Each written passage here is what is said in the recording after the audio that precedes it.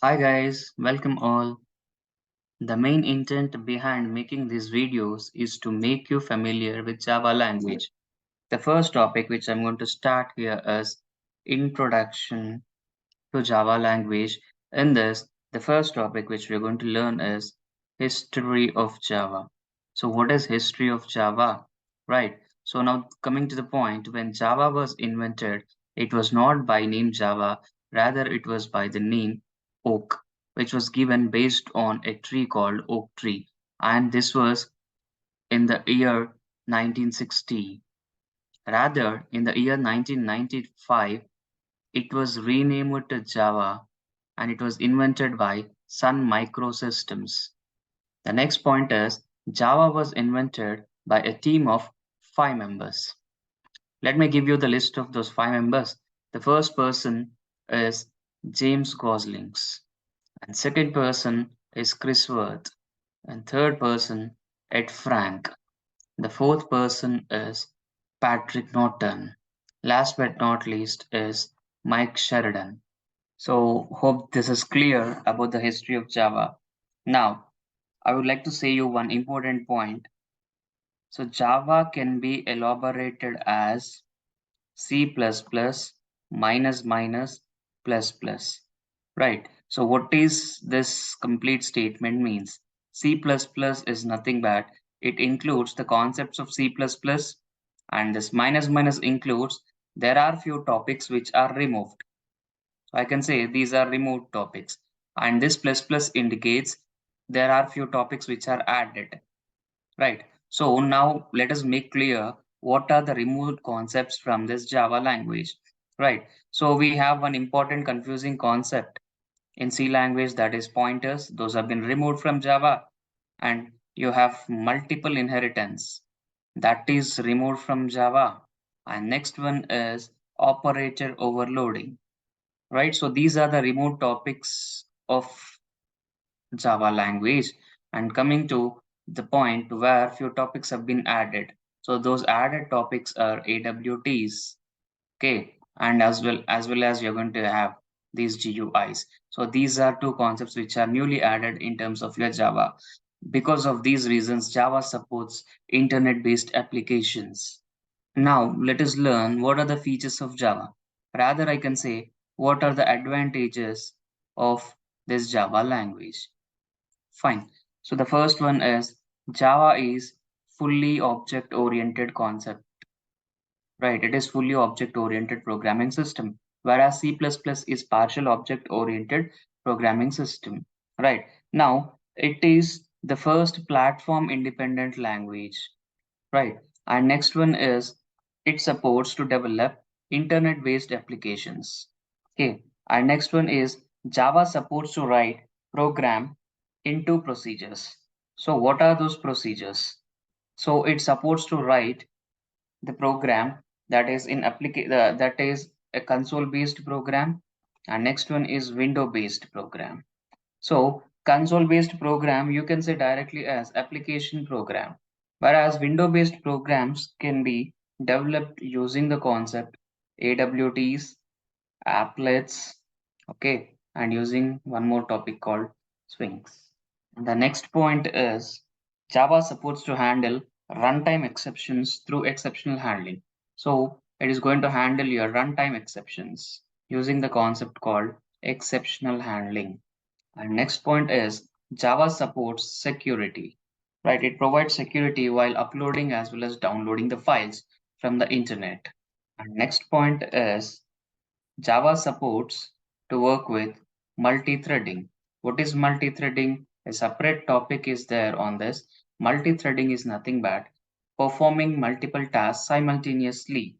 Right. So what are the tasks where we are going to perform and what are the default values associated with that multi-threading, that we are going to learn in a separate class. Okay. And last one is Java is an integrated tool. Okay. Okay. And the last one is what is goal of Java? Right. Here we have a goal of Java like write once and run anywhere, anytime. The last point is Java is a strictly typed language. Fine. So what is strictly typed language? Suppose if you take C or C++, I'm going to declare a variable called int a, where a equals to, I'm going to assign some value 18.25, right? So this is valid in terms of your C language or C++, right? You're taking integer variable and you're storing a decimal, that is float value into it. But when you print this value, it is going to print 18. It is valid in terms of your C++. But if I take the same thing in terms of Java, fine. So if I take the same int a, declaration of variable, and a equals to, I'm going to assign 18.25, strictly it gives you a message like it is invalid. Why it is invalid? Integer value integer variable holds only integer value. But what I'm doing in this integer, I'm trying to store the float value. So this is how I can say Java is a strictly typed language. So yes, guys, till now we have learned what is the history of Java. Fine, what are the features of Java? Okay, now we are going to learn the concept of bytecode, which is very, very important, right? So in interview also, they may ask you what is bytecode. So I said you one of the important features of Java, that is platform independent. So what is platform here? Very, very important, right? Platform is nothing but it is an operating system. See, whenever I'm going to write a program on one operating system, that can be executed only on that operating system itself. Whereas coming to the concept of platform independent, a program written on one operating system can be written in or can be executed in any of the operating system. Fine. So that's the reason why Java is called as platform independent. Now, why this is platform independent? Because of presence of the concept called bytecode. So now the point is, when Java program gets compiled, it generates a code called bytecode. And this bytecode is stored in a separate file. Right. So this bytecode is called as intermediate code. So what is meant by intermediate code? It is, which means it is neither complete object code nor executable code. It is an intermediate code. Right. So bytecode generated by this Java compiler makes this program to act as platform independent. Is it point clear? So because of presence of this bytecode, this Java is termed as a platform independent language. Now, in order to compile this bytecode, a separate machine was created by Java, which is called as runtime machine. The name of that runtime machine is JVM, which stands for Java Virtual Machine. Right. So what this JVM will do? Right? This JVM will execute the code in step-by-step procedure, which means program execution will be very slow. So to overcome this drawback, JVM, to overcome the drawback of this particular JVM, Sun Microsystems has introduced a new runtime machine, which is called as JIT, which stands for just in time. It is a compiler. Okay, what it will do is it will compile the complete program at once. Okay, so this is how you're going to give the definition for your platform independent. Right. Now we're going to learn what is a structure of Java program. Right. As Java is fully object oriented concept, right? It is provided with the following structure where it is going to start with a class. The tag name is class name. You can give any of the class name followed by public static void main with string arguments, right? So what each and every keyword has its specific terminology, where public is access specifier, static is a keyword, void is a return type which does not return any value, main is a function, here it is a string, and this is arguments is a string object, right? So this is how we are going to start with class name, main function, right? I'm going to open the bracket. In that, I'm going to write declaration part. Then I'm going to write execution part, followed by I'm going to close this structure of that particular Java program. The next topic we are going to learn is editors of Java. So, editors which are provided for the interaction of Java are often called as IDEs. Right, what is this? IDE stands for Integrated Development Environments. Is it point clear? Clear? Integrated Development Environment. Is it point clear? Now, there are different editors which are provided to interact with Java. From that, you have one editor as JBuilder, second is JDeveloper, third one is Kava, fourth one is Visual Kei, next Macromedia, and last one is Eclipse. Is that point clear? So to interact with Java and its IDE resources should be good, right? What are those resources? Resources with respect to capacity of RAM, hard disk, and processor, etc. Hi guys, welcome to the next video. In this video, we are going to learn the concept of data type. What is data type? Fine. So data type explains regarding the type of data to be stored in a variable. See, we have few data types in C and C++, like integer, which stores only integer data type, character, which stores the character data type. In the same way, in Java also supports the following data types.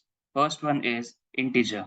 So integer, again, it is divided, it is categorized into different types, right? So where it will be byte, which is nothing but 1 byte. Okay, then integer occupies default memory of 4 bytes in Java, so which is 32 bits. In the same way, for short int, it is going to occupy 2 bytes of memory, default memory, and long int is associated with 8 bytes of memory. Okay, so this is the first data type we have, and second data type is character. Okay, what is character? It is a data type, right? By default, it occupies 2 bytes of memory, and the keyword provided for character data type is char. So generally, as C and C++ provides default memory of 1 byte. Got the point? C and C++ provides a default memory of 1 byte as it interacts with a concept called ASCII code. So what is ASCII? American Standard Code for Information Interchange, right? So Java provides a default memory of 2 bytes since it works with the concept of Unicode. Okay, what is Unicode? It is universal code. Okay, so it supports to represent the data in all the human languages. Okay, so maximum value which can be stored through this data type is 0265536 locations. Is it point clear? So this is your second data type. And next one is real. Real is one more data type provided by Java. Okay, so where it has two concepts.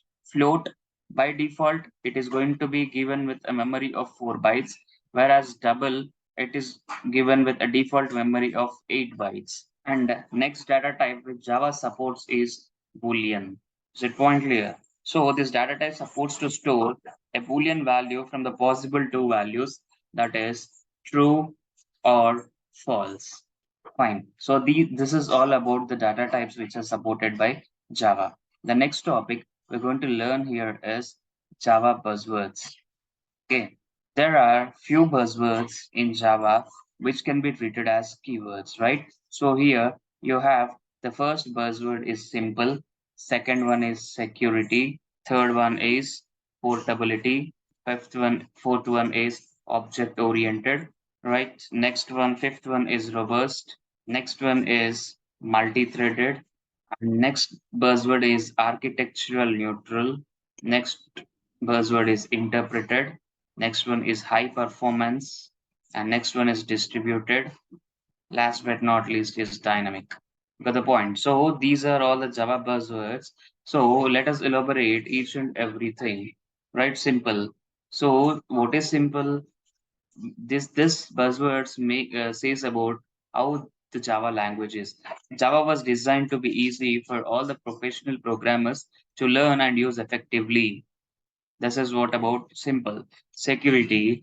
Next one. When you use a Java compatible web browser, you can safely download Java applets without fear of viral infection or malicious intent. So this is what how Java provides security. Next one is portability. What is portability? See, this is a mechanism that helps to ensure security and also helps to create portability. Indeed, Java solution to these two problems is both elegant and efficient, right? So the portability is nothing but that Java language is elegant as well as efficient. Next one is object oriented.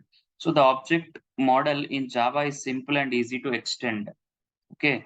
While primitive types such as integers are kept as high performance non-objects. Next one is robust.